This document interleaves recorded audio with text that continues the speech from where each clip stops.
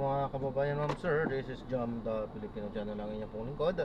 So today is December 3, 2025 at tayo ngayon ay papunta diyan yan sa may Chowking, sa may Fatima Valenzuela po yan, MacArthur Highway, Malolos, Valenzuela.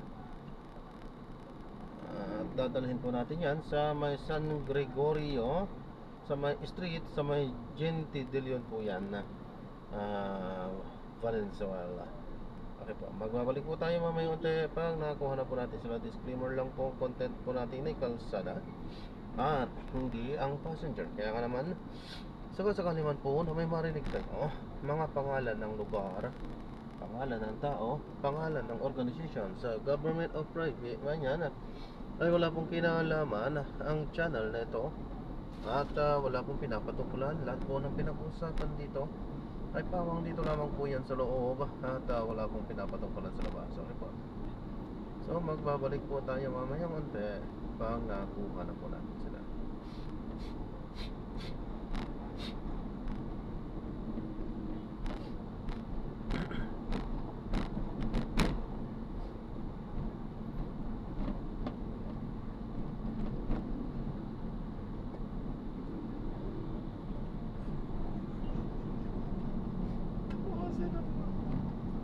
Okay.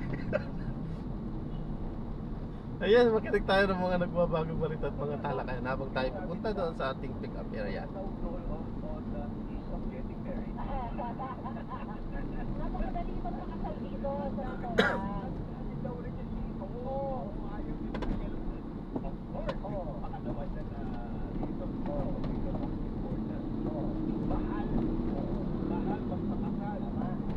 tapos sabi nila magpapakasal ka, tapos pagkatapos ng ilang taon gusto niyo maghiwalay.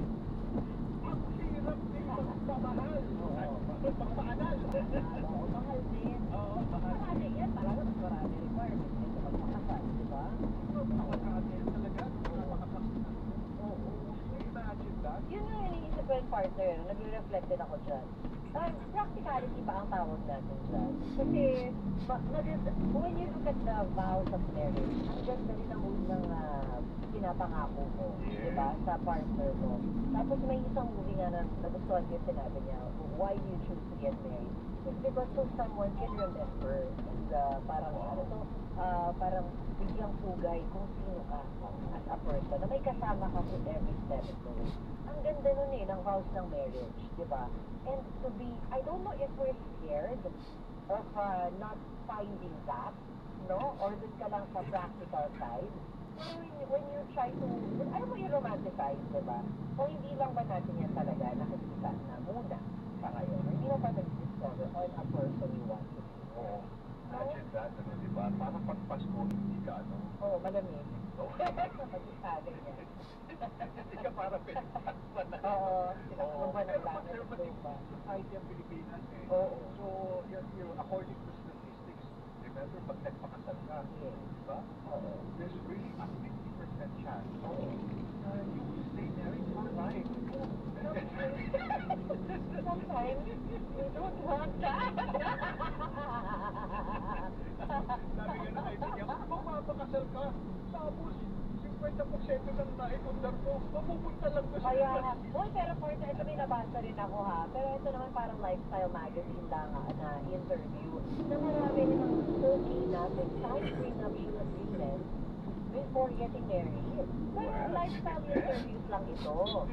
Oo, di ba? Depends kung sino ang Oo. hihingan. Kaya, Ikaw, how would you feel? ikaw pa. Pag halimbawa, Ay, magpapakasal ka, tapos oo. sabi nung group to be Oo. love? Oo. Ay, prenuptial. Oo, di ba? Wala ka na mabakuha sa akin, pipirma ako. Di ba?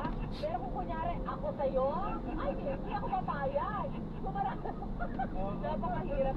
Kasi finances na rin yan, partner. And I think Pagtay tayo dyan, Aroy. mga kabataan yun are starting Pagtay tayo dyan. the importance of being financially capable. Yan, Diba? Wala tayong pera, wala kang buhay. Lalo na Pilipinas. Okay. Pero sabi nga nung ating na natin sila. So maraming salamat po sa panonood hanggang sa muli. So hindi tayo nakapag play. Alam naman na natin ang dahilan kung bakit. So maraming salamat po. God bless. Paalam.